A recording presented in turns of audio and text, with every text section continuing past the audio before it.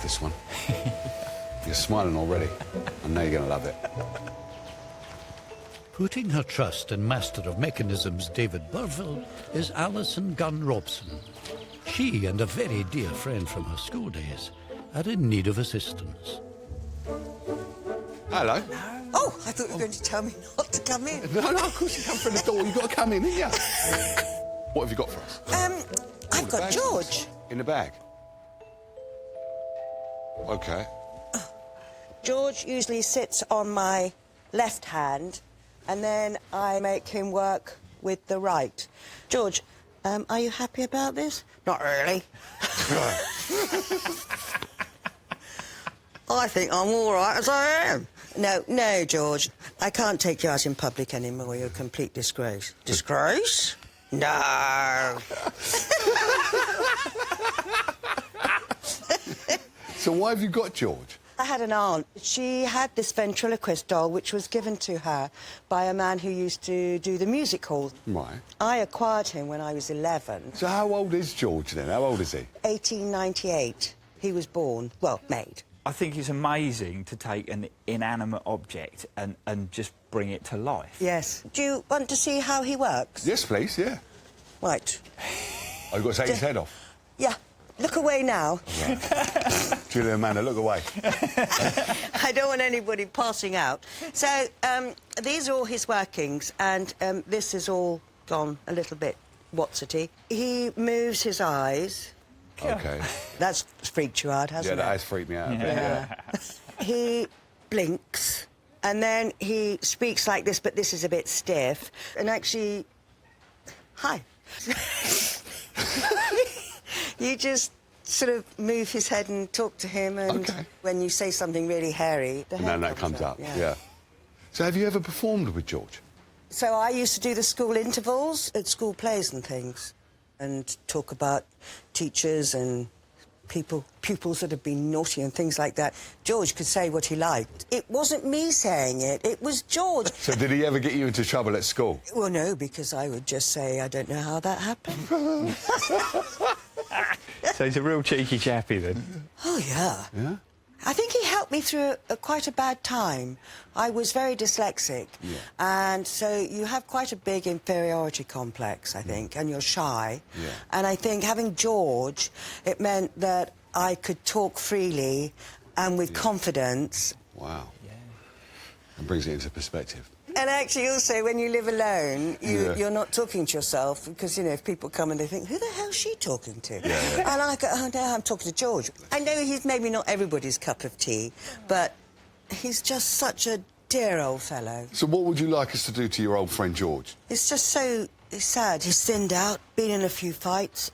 It would be nice if his workings worked properly. I just wanted him to look a little bit dapper. Yeah. Well, if you leave George with us, we'll see if we can spruce him up for you. Oh. Be good. Thank you ever such a lot. All right, see you later. Bye.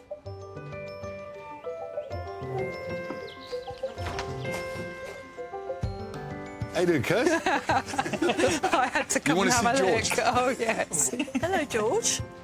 You're not good at making suits, are you? No, definitely not. You're going to need help on this, aren't you? Yeah, I think it's going to be a team effort, definitely. Julie and I can take the clothes and hair. Once you've done the mechanism, bring him back to me. Yep. It's like a relay, isn't it? That's great, isn't it? Then I can do Pass the face. the baton. Yeah, over to you, yeah? Yeah. Perfect. I'll leave it to you guys.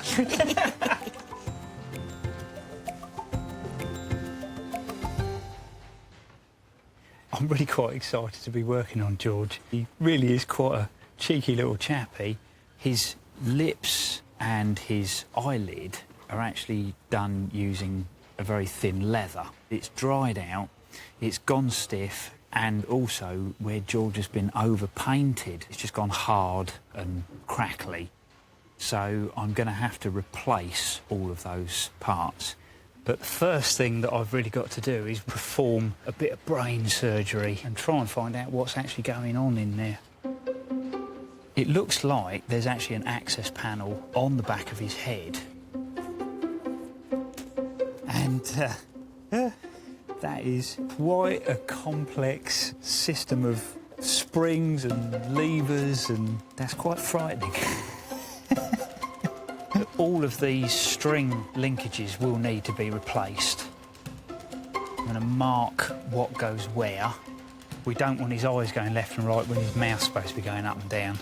That would be quite confusing.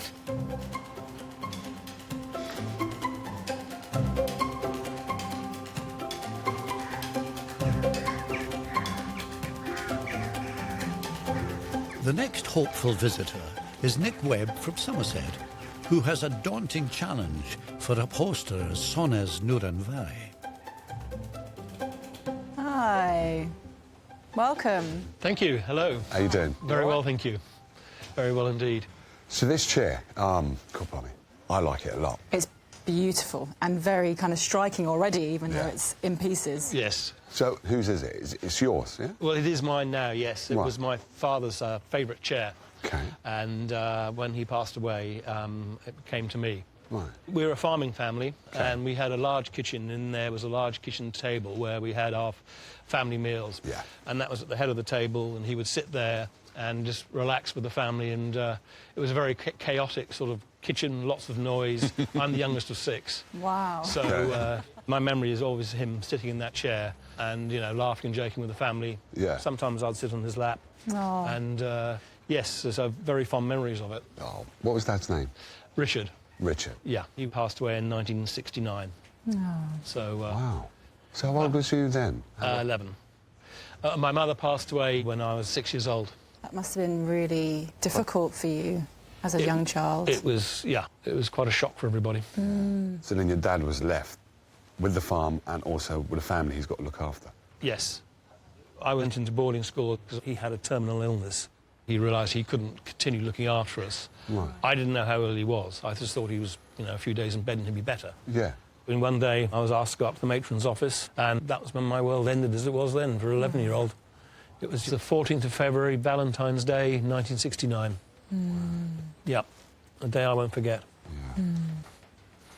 The last time I saw him, because it was the day before we had to go back to school, Yeah.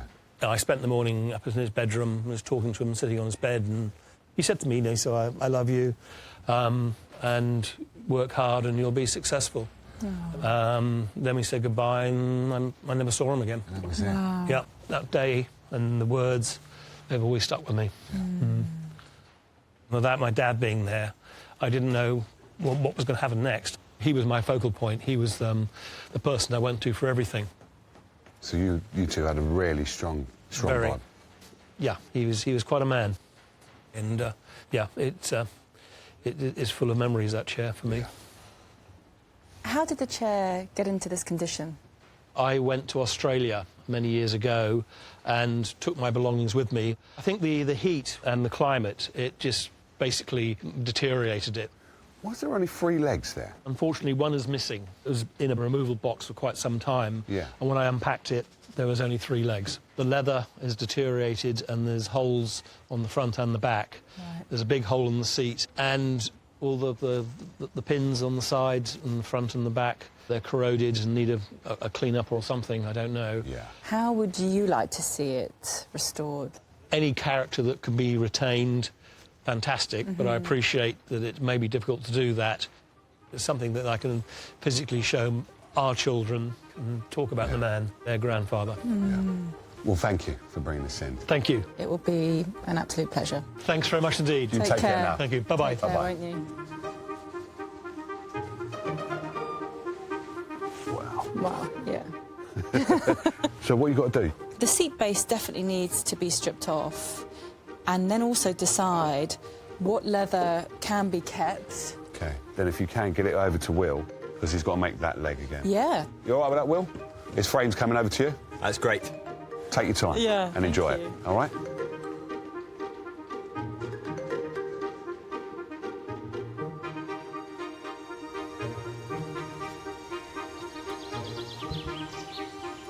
This design of chair, it's a Roman-style chair, and a Roman general, or somebody of high stature would sit on this style of chair. And I have always wanted to work on one before, but I never really thought I'd get the opportunity.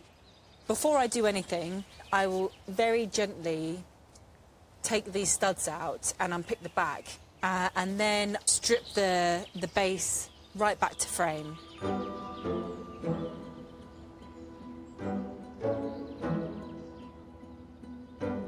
I'm trying to be as careful as I possibly can. Ooh. This is not going to plan.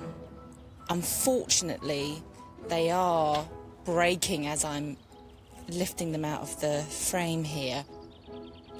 So far, quite a lot of them aren't going to be reusable. Another reason why I'm being so careful is because I really want to preserve the leather on this back here. Years of Nick's dad sitting back here on that kitchen table. I think it would be really lovely to retain that if I can.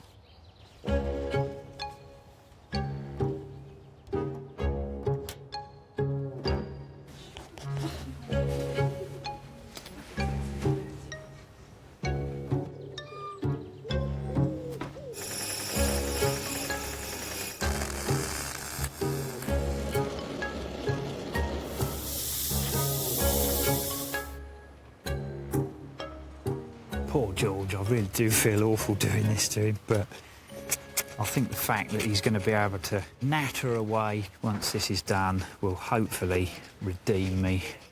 As David begins some reconstructive surgery on veteran performer George's aged face, the Bear ladies are in charge of hair and wardrobe.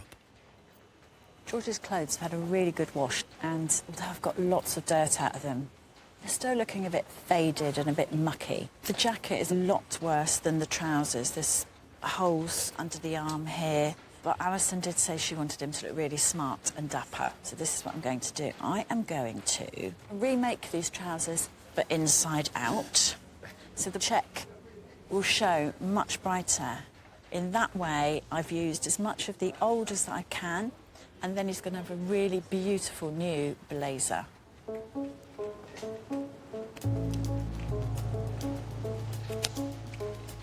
We decided we would give him a whole new head of hair. And his new hair is wool that's very curly and crinkly. So we just have to iron it through and then place it onto very strong double-sided sticky tape. Once it's all lined up on his head, you won't see the strips. And Amanda's amazing hairdressing skills will come into play when she gives him a lovely style.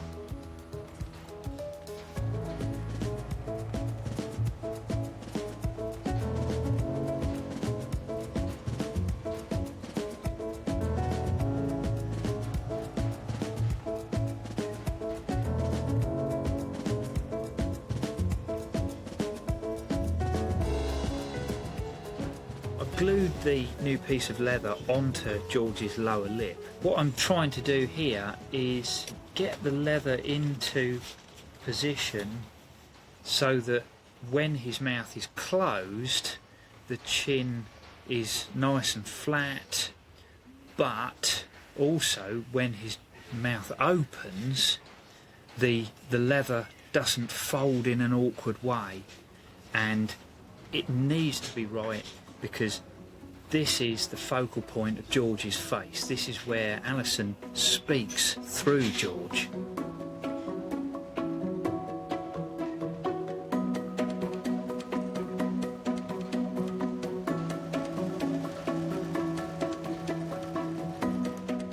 This really is the trickiest moment.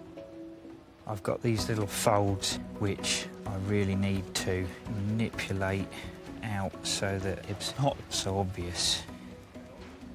Considering I've not done anything like this before, I'm quite pleased with the outcome.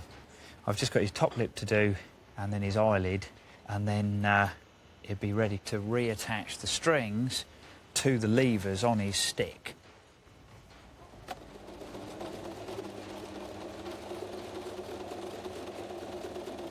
I finished George's trousers now, and they're looking really, really smart, and it's come together exactly how I was hoping. So now I've moved on to making him his smart jacket. The fabric is absolutely beautiful. It's a wool fabric, so it's got this lovely weight to it. So yeah, he's going to look really dapper.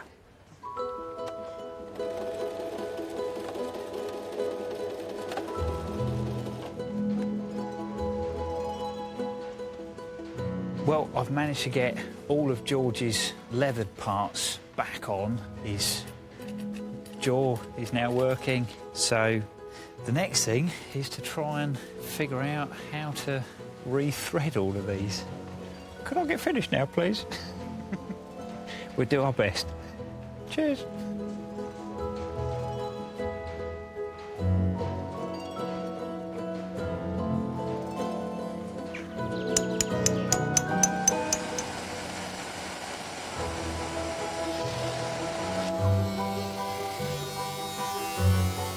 While Sonaz prepares some leather for upholstering the Roman-style chair, she's asked furniture restorer Will Kirk to address the broken wooden frame. Now, this chair is really badly broken. It's an X-frame chair, so you should have 2 legs at the front, so it sort of forms the letter X. Now, even though I'm missing one of the back legs, the fact that the front legs and the back legs are symmetrical, I should, in theory, be able to use one of the front legs as a template for the back replacement. And hopefully, it should fit exactly like the other legs.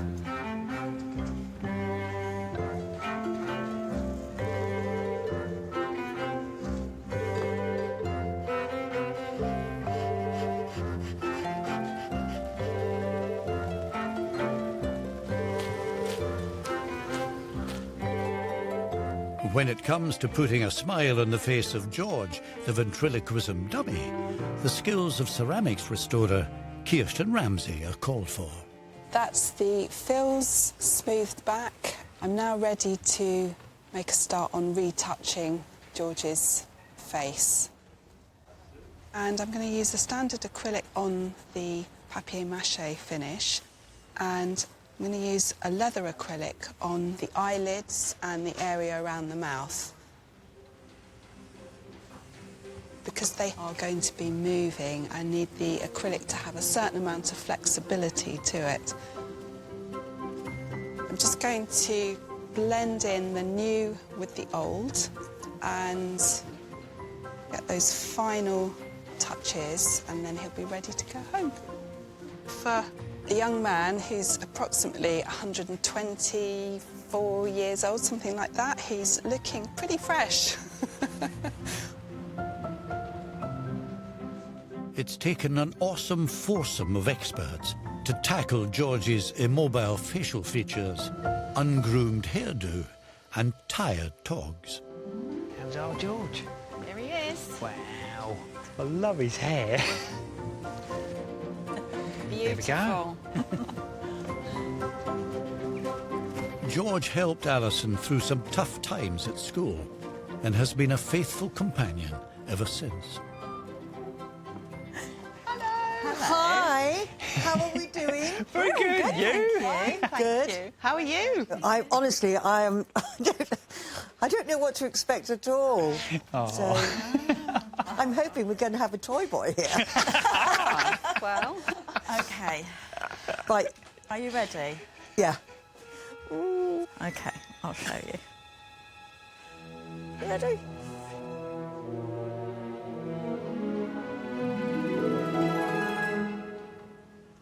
Oh, George. Oh, George, you look so cute. Oh, you've got hair, George. We reckon we knocked about 30 years off him. Yeah. He looks amazing. Oh, come here, George. Oh. Hi. How you doing, mate?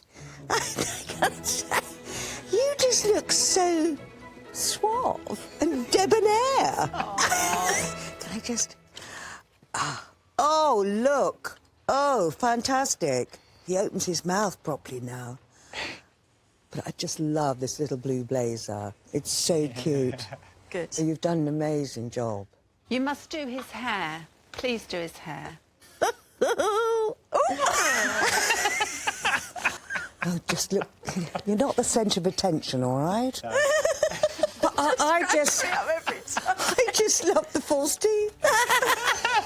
They've looked after you so well. Thank you, everyone. We we've had so much fun. Kirsten's not here, but she helped as well. I'm so chuffed. I never thought I'd see him looking like this ever again.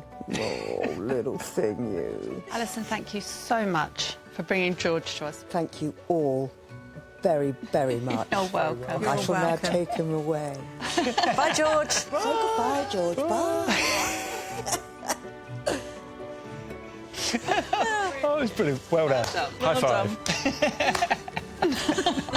I think he looks amazing. It's taken years off him, really. I mean, everybody should come here and get a facelift.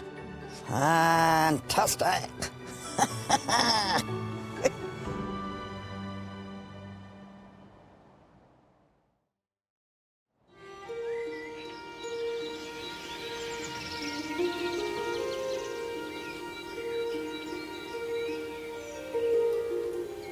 The Dawn Chorus welcomes an ornithological treat for bookbinder Chris Shaw. Cat House has travelled from Lanarkshire in Scotland, hoping a modest yet treasured keepsake can be saved. Hello. Hello. Welcome to the barn. Thank you. What's in the bubble wrap? My grand's notebook that she created between the ages of 10 and 13, and it's all about birds and British nature. It's lovely, just a really humble little notebook. It's a really good way of describing it. What was your grand's name? Mildred. She was a very, very, very wonderful lady. Throughout her life, she lived in Richmond and Kew, and so she created this from her observations. Oh, goodness. She's written quite a few things down and what she's seen of when she was in Kew Gardens. There's illustrations, which she did herself, and there's also feathers in the back as well. Look at that. Yeah. She wrote it between about 1945 and 1948. Oh, yeah. wow. We used to spend every school holiday with her. She just made us laugh all the time. Loved her absolutely to bits. She taught me just how to be who I am, I think. And she would take you out birdwatching? Yes. So this notebook was the start of her birdwatching journey, but she was the start of mine. And she introduced me to nature, birds in particular. She sadly died in September 2020. And my mum said to me, my gran would like me to have this. I think it was because it's to do with birds. And I think she fostered that love. I sort of look at it and I just think that's so precious, and it's such a nice memory to have. Isn't it beautiful? It's just so lovely. Do you mind? No. Look at that. Yeah. Watercolour there, a swift in flight. This is really nice. Yeah. So, what would you like me to do to this? I would like it so that it can be just looked through without any trouble. I'd really like the pages to be more stable. I mean, she had hundreds of bird books, and I've got some of those now. And I'd just really like to put her own bird book on the shelf next to the books that she loved. Also, I stopped bird watching after she died. I think all the love had sort of been taken out of it a little bit. And I would like to start doing it again, and I'd like to be able to, because I quite often will pick up a feather or something and I have nowhere to put them, and it seems only fitting to add to it, so... Well, it's in safe hands, sir. I'm sure Chris has already come up with something in his mind. It's so exciting! Thank you very much for coming down. No, thank you. Lovely to hear about your grandmother and what a fascinating person she was. Thank you. It was lovely to meet you. We'll see you soon. Thank you. Bye. Bye.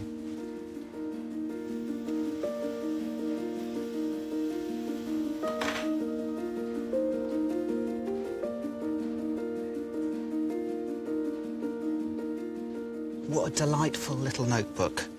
I'm really hopeless with any form of birds, so hopefully there'll be a bit of an education as I work my way through. Pheasant, the only bird I know. George, my dog, is expert on pheasant. He could write a dissertation on pheasants, on their habitat, where they hide, but he can't because he hasn't got thumbs. So this notebook was designed for the pages to be torn out. It's got perforations right at the top, so the big problem is the pages are wearing out and coming loose over the years, and I've got to fix that. There's some war wounds on the cover, but I can sort that out. and I want to be able to hand it back with all the strength that I can put into this so that she can use it and use it way into the future. I am going to make a little box for this, and that's the thing that's going to protect it. So the first thing I'm going to do is remove the staples, which sounds straightforward, but they have been in there for years. I'll just see if it does want to come. Goodness me. No, it really is well and truly stuck in there. So I'm going to just sort of move the pages out one by one.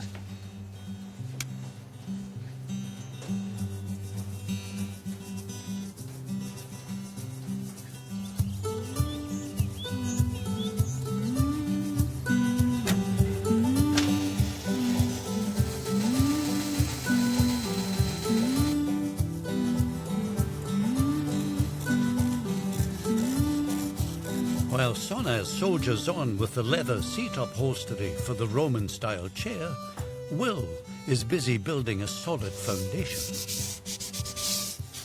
Well, I've made the new chair leg, and I've also made 2 support struts as well. I'm going to glue together the front and back 2 legs.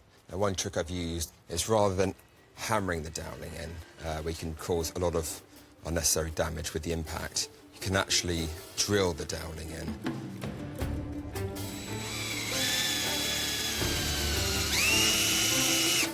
That's worked really well, and when it dries, it's going to be a really good, strong joint. Now they're together, it's time to glue in the struts, and this adds a lot of extra stability and support.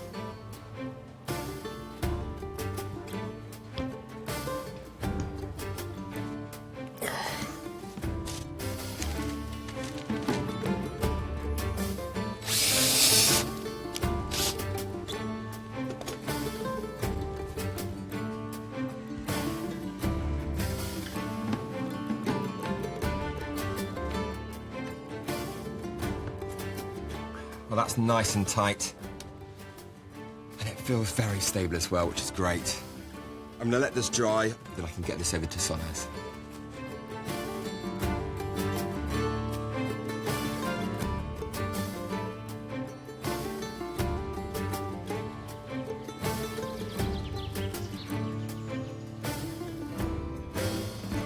Will's done a fantastic job, and I'm now at the stage where I'm able to apply new leather to the new leg here that Will's made.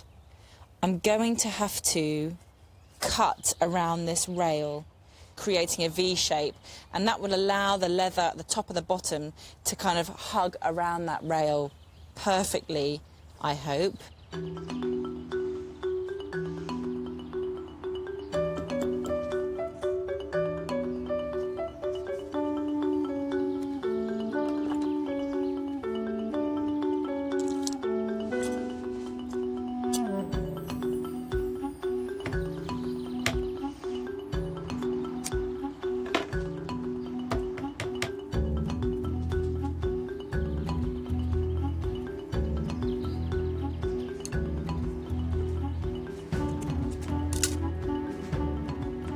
This is the moment of truth.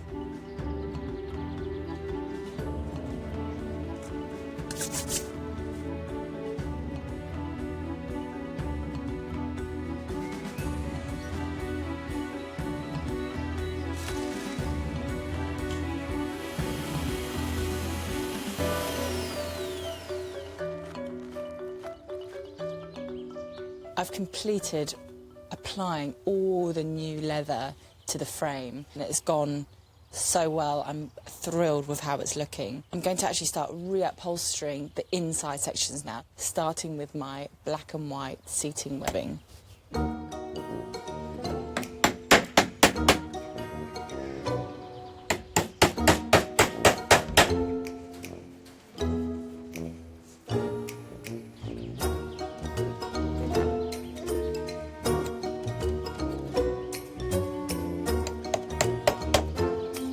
For an authentic finishing touch, the metal magic of Brenton West.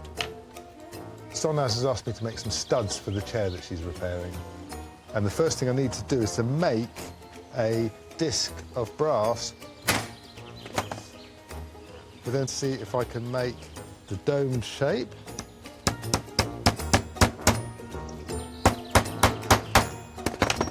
I now need to solder a nail into that, and that will become the very first stud that Snaz can use on her chair.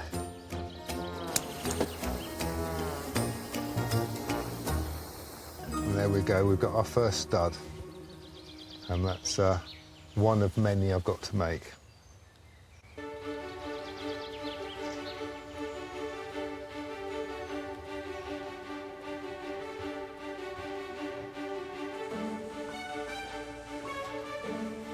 Chris has carefully disassembled the birdwatcher's notebook and is ready to cast his eagle eye over its fragile contents. To overcome this perforation problem, I'm going to back it with some Japanese tissue, which is super strong. So by putting the Japanese tissue along the back of the tab, it's actually stopping it being perforated anymore. It's creating a solid bond between the tab and the detachable page. Oh, goodness me. I measured a blackbird's footsteps once, and I sketched it. Oh, it is lovely. I mean, it's so nice. Once I've got all these pages mended, then the exciting bit of actually binding them all together and getting them back into a notebook form.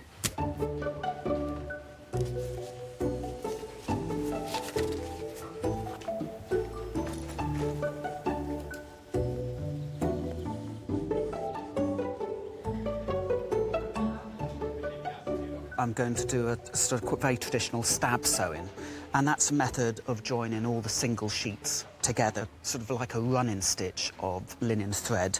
This is going to be far stronger than the staples. I'm just going to sort of try and drill as straight as I can all the way through.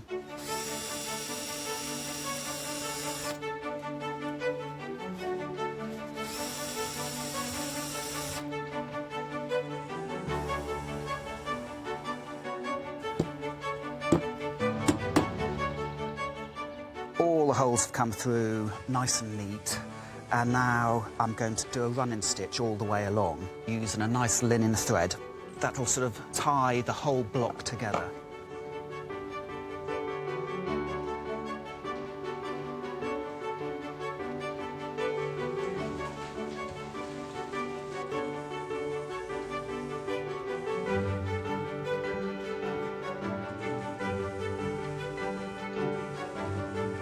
Well, that's now all a block again. It feels just like a notebook. I'm really happy with that.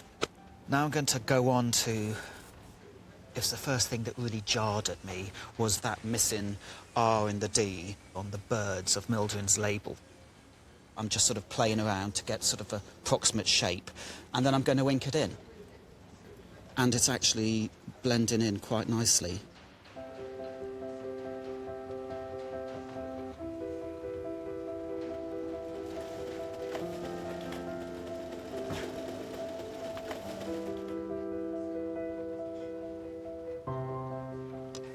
Wanted to put her notebook on her bookshelves, so I've made a box for it to house in, and the final thing I have to do is put a title on it, and the title's going to be Mildred Perkins' Birds. I'm putting gold leaf on it, and the process is gold tooling, which is a heat process. The combination of heat, pressure, and the adhesive. You don't really know how it's come out until you actually start wiping it off. Wow, that's really nice. I'm really happy with the way it's going. I've just got to finish the letters, do a decorative little edging just to finish it off, and then I can stick it onto the box.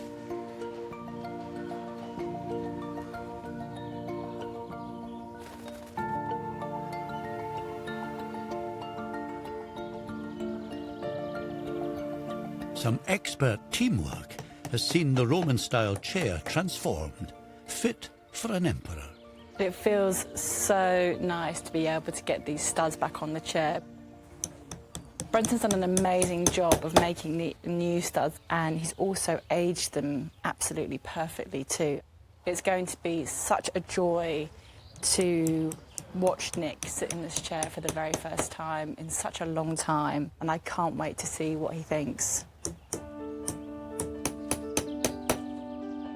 This chair arrived at the barn a pile of tattered pieces with a missing leg and fragile leather panels.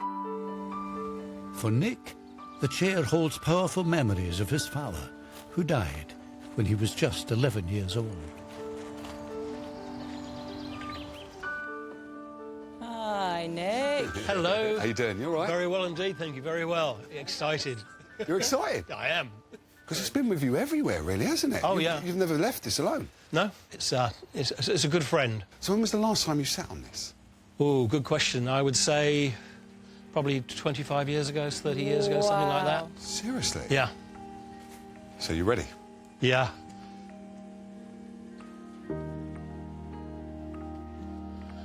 My God. That is absolutely amazing. You've kept the character perfectly.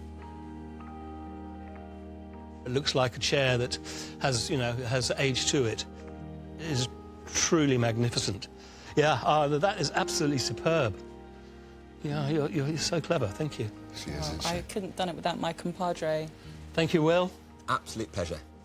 I mean, it's exactly as I remember it. It represents family and family, good times and togetherness, really, I suppose. So you're ready to follow in Dad's footsteps? And Yes, sit I am. down? Thank you very much. Ah, that's excellent. That is perfect. It's so comfortable. It is a handsome chair. And in fact, the inside back, you could see where your dad had sat over the years. There was a darker patch. So we've actually saved that piece of leather for you, but we've put it on the outside back where you can still see it, but it won't get any more damaged. Ah, thank you. That really tops it off. So Yeah. thank you so much. No, not at all. Sitting in my dad's chair really brought back memories of him and the time I used to sit on his lap, the family at the farmhouse table at Sunday lunch. A lot of emotions and memories came rushing back in, and that's what's so special about it.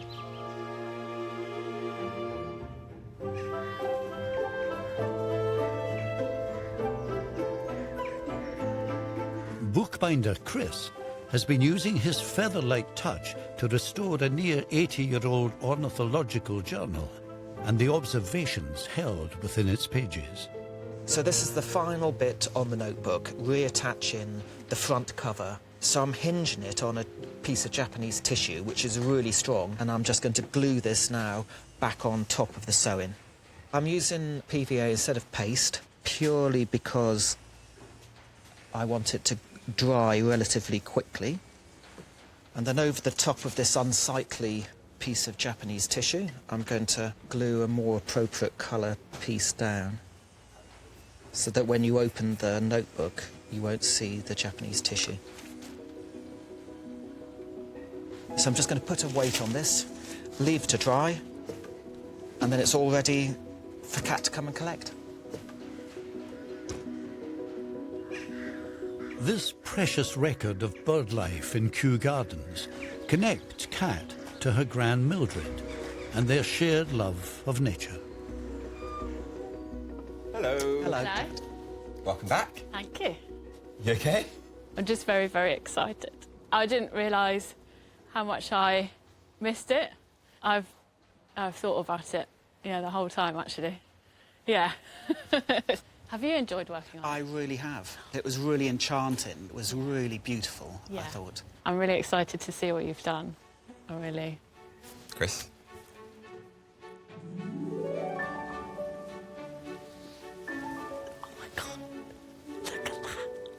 Can I touch it? Of course you can. Oh, my goodness. I'm really shaking.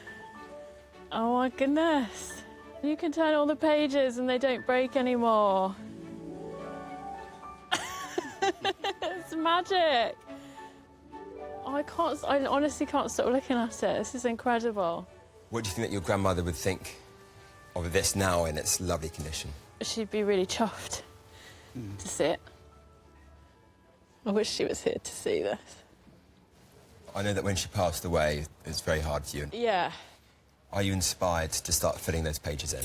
So what I would like to do is go back to Kew Gardens, and I will start actually picking up feathers when I see them, so that because I've got somewhere to put them. It would be really nice to contribute to it in that subtle way.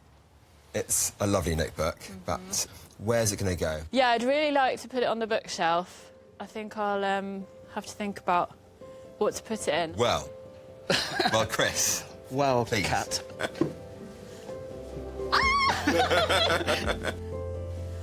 Oh my God, look at that! Oh my God! I love the colours, even the colours are just...